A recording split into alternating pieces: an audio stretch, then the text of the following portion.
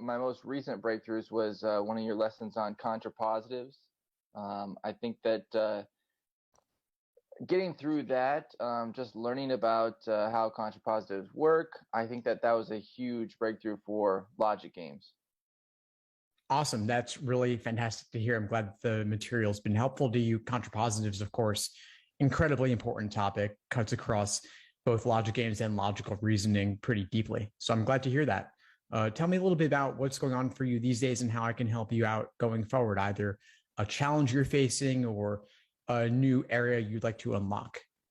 Yeah, I would say one of my biggest challenges is not knowing a lot of people that are doing the LSAT and not knowing a lot of people that are, applying to law school. So there's a lot of questions I have. If it's okay, I'll just start with a few questions I have for you. Yeah, sure. Go right ahead. Shoot. So I am a teacher. I'm an 8th grade teacher. This is my final year of teaching. I love teaching, absolutely love teaching. I'm also in the Army Reserve. I've really enjoyed that experience. Got to go on a deployment as well. And I'm wondering, for my resume, should I just include those professional obligations that I've had of teaching and my job in the military? Is there anything else that I include on that? What else seems relevant? What else would you consider including? Yeah, I don't know. I just feel like as far as the resume, I would think the highlights would basically be, since I graduated college in 2015, I have been a teacher that whole time, with the exception of the times I've been gone in the military. So it's really just been those two things. I've been in the military and I've been teaching, and I haven't had any other job in retail or anything like that. Just those two things. That's fine. I mean, that's plenty. You could also consider anything from during your time in college. And so any extracurriculars during college, any volunteer work during college. You can also, resumes should typically be one page. So if you have some empty space where you want to include more, you could also include hobbies and interests, a section there, or any honors and awards if you want to include, or you can, of course, make use of any additional lines that you have by including another bullet point under under the teaching or under the Army Reserves or under your undergraduate experience. Okay. Should I include, I've also been a coach for baseball, football, and wrestling. Should I include those things, or are those irrelevant? No, they're not irrelevant at all. I would definitely include them if you have the space. They demonstrate leadership. They demonstrate that you understand the principles about teamwork, things like that. And you're teaching and coaching, though, that is a common theme across both, right? So I would definitely include it if you have the space. And for the personal statement, I was just right before you got on, I was reading through the last email you just sent about the personal statement. And I'm thinking about going the military route for that. Just focusing on my experience in the military. Anything in specific? Should I focus on the deployment specifically? Should I focus on an actual week or day in deployment? Or would you say don't go that route at all? What's your kind of advice on that? There's not really a right answer on this that I could tell you without knowing all the details of your entire Army Reserves experience, which of course I can't know. But I would go with whatever you think is going to be most compelling for them. So that could be during deployment, or that could be in any I guess training. I'm not too familiar with the Army Reserves, but anything that you've done prior to deployment or after, any experiences that you had throughout the entire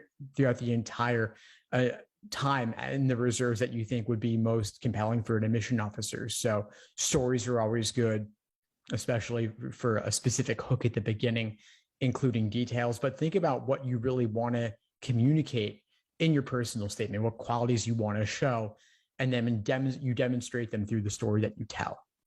Is there any particular example that comes to mind? I just think there were obviously very tense times on deployment, and I think maybe demonstrating my ability to handle large amounts of stress,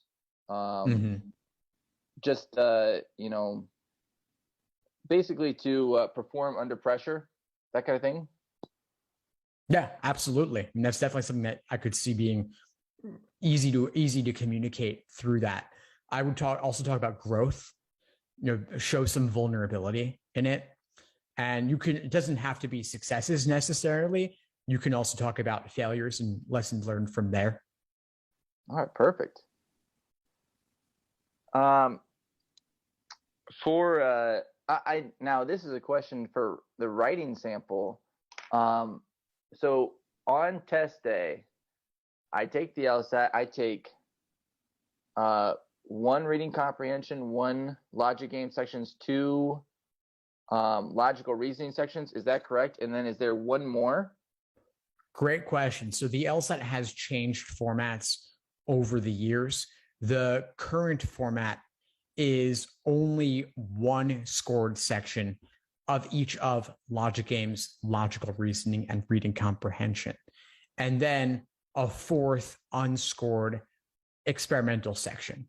So when you say two logical reasonings, I understand why. It's because all the previously published LSATs from exam 1 up to exam 89 have the two LRs, because the LSAT used to have two scored logical reasoning sections. But when they moved it online, the format changed. Long story short, you're now only going to have one scored logical reasoning. And then the unscored fourth experimental section could be any of games, reasoning, or reading comp. Okay. And you don't know which one is the experimental, obviously.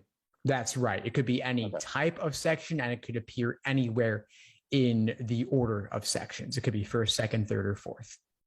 The only thing you do know is whatever I get two sections of, one of those is experimental. Yes. Later, you'll know it was one of those two, but you won't know which one. Okay, perfect. And then the writing sample, is that after those four sections are complete? It's not in the same sitting. So you can do it actually up to 8 days prior to the LSAT. You can also do it afterwards. I would make sure that you do it no later than a few days after the LSAT, because you don't want the writing sample to delay your score release. They won't release your score until you have at least one writing sample on file. Okay, and is that something where Proctor's watching me? I have a time? It is timed. It is timed. It is for security. The webcam is recording you. There's not someone watching you live, but they can review the footage later in case of any, let's say someone interrupted you in the room during the exam. That would raise a flag of some kind. So you want to make sure you're not going to be interrupted and that you don't have any prohibited items in the room. Okay. And is that something where it's like 1 page, 2 pages? Is it 3 paragraphs? What's the length on that? I don't believe there's a set length that it has to be. I would definitely go with at least 3 paragraphs, probably 4. You don't want it to be too short. So I would go on, when in doubt, go a little bit longer, just to show that you have more to say. Kind of like if your resume were only half a page, that would kind of raise the question, well, where is everything else? What do you have? So the writing sample, you also want to show that you have something to say, that you can make a well-reasoned argument. It could be intro, body, conclusion, and just clearly state the option that you're choosing and why, and make sure that you're acknowledging the downsides of your choice while still arguing overall in your choice's favor. So be reasonable, but clearly come down on one side or the other. Okay, perfect. And then for the actual LSAT, the other day I'm doing a untimed section. I'm doing practice test. I believe it was 53.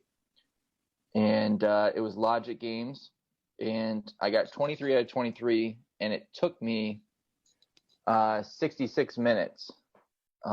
Is that something So it took me probably about 13 minutes for the first one, 13 minutes for the second one, and then probably 20 minutes for third, 20 minutes for fourth. Is that something where you think, are you encouraged by that, or do you think, well, anybody could do it in 20 minutes? I just didn't know how to take that, or anybody could get the correct, because if you really look at a logic game long enough, you will get the answer correct. Well, to be honest, some people won't get it correct, even with all the time in the world. The time constraint is huge. So it makes sense that you would do better if you have more time, or if you allow more time. But there also is something to learn. There is, there's inferences to make. There's the rules to understand. There's game types to understand. So the fact that you're getting them all correct with almost double the time that's actually allotted, that's a good sign. Now we just have to help you get more efficient and cut down the time bit by bit. So I am encouraged by the fact that you got them all correct, because not everybody does. So that means that you have learned something for sure. Like you said at the beginning, contrapositive, that matters, that helps. So I would just aim to shave off time bit by bit. You could go from 66 to cut it down to 60, then give yourself 55 and reduce gradually 5 or so minutes at a time. And I would also see, how can you get the easier games more quickly? And then also, how can you get the harder games more quickly? So this comes down to things like making more inferences up front, maximizing your use of previous work. Are you there still, Steve? You cut out just at the end. I just want to make sure you're still there. Yeah, I'm still there. I know the internet's been a little bit shaky. Let me know if you want me to repeat anything. Nope, that's good. Is there, when you did really well on your last LSAT, is there like a time you gave yourself for logic games? You've written down all the rules, you're looking at your inferences. Is there a time where you said, at 2 minutes, as soon as 2 minutes is hit, I don't even know how to, if I'm saying this right. I'm just saying, is there an allotted time you gave yourself to make inferences and then decided, okay, I can't make any more, I'm moving on? Yeah, I understand the question. Yeah, I get it. So the question is, kind of, to put another way, is like, how much time should you allow for inferences up front before jumping into the questions? Yeah, there's no one hard and fast answer on this. It's a question I get a lot. Some games lend themselves to tons of inferences up front. Others have very few. And so it's something you kind of have to feel out. My rule of thumb would be, if you see a path to making more inferences or multiple main diagrams, and you can do so methodically and systematically, play it out. Go as far as you can with it. And once you reach a natural stopping point where you feel like you can't really go any further, then leave it there, jump into the questions. The orientation question will typically serve as a kind of warm-up and help you get a sense of how the game should work or what a valid scenario should look like. But it'll vary from game to game, and not all games will lend themselves to tons of inferences. Not all of them will lend themselves to multiple main diagrams. It's going to vary, and as you do more and more games, you'll get a better sense of where to go with it. All right, that sounds good. I just have one last thing, and this isn't really a question, just I guess I'm just sharing a struggle I've had with logical reasoning, and sometimes logic games too, but with logical reasoning, I would say I miss a lot of questions, more than I should, by not reading carefully. I would say there's some that will say, the question, logical reasoning question will say, all of these answers will strengthen, or which of these answers, all of these answers will strengthen the argument except, and I read it quick, I'm trying to go fast, trying to be efficient with my time, and I read which one will strengthen.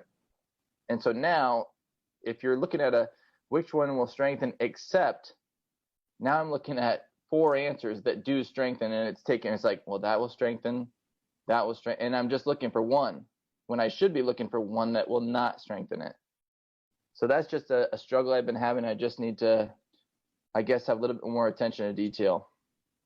Yeah, that comes with practice. It comes with getting burned enough times. And you could even, if you want, on your scratch paper, write S, S, S, S for strengthen, S for strengthen, so that you can solidify for yourself, okay, well, the default is that answer choices are going to strengthen. If it doesn't, it will either weaken or have no effect. In most cases, the answer will have no effect. And so just to help yourself really emphasize the nature of what it is that you're supposed to do. But yeah, forgetting halfway through is really common, and it just takes more exposure and more practice. You could also drill accept questions specifically to get a sense of the rhythm of how those work. Mm-hmm. That sounds great. I will do that. That's really all I have. Awesome, Brett. Well, it's great to meet you. If you have any questions or need anything going forward, just shoot me an email and reach out. I'm happy to help. That sounds great. Thank you so much for your time. My pleasure. Have a good one. All right. Thank you. Thanks for tuning into the show. Please subscribe if you haven't done so already to be notified of new episodes as I release them. And feel free to reach out if you need anything at all as you move forward with your prep. I'm happy to help however I can. In the meantime, I'll wish you all the best and take care.